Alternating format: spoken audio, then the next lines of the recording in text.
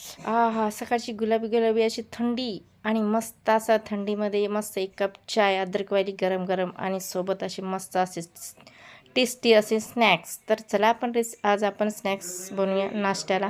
तर इथे मी शिळ्या पोळ्या 2 चपात्या उरल्या होत्या. त्याचे बारीक-बारीक उभे कट करून घेतले आणि तेल छान गरम करून घेतलं. तेलामध्ये 2-3 वेळेस असं छान ब्राऊन कलर होईपर्यंत, कलर चेंज होईपर्यंत मस्त असं खरपूस असं तळून घेतले. तर बघू शकता मस्त असे तळलेले आहे. ते आपण आता चाळणीमध्ये टाकून घेऊया सगळं तेल जिरपेपर्यंत आणि याच्यानंतर एका प्लेटमध्ये टाकून घेऊया. मस्त असा आवाज येतोय. तर याच्यामध्ये आता टाकायचे काय सुके मसाले. ते इथे मी 1 चमच लाल चाट मसाला घेतला आहे, 1 चमच चाट मसाला, 1 चमच लाल तिखट आणि थोडंसं मीठ घेतले.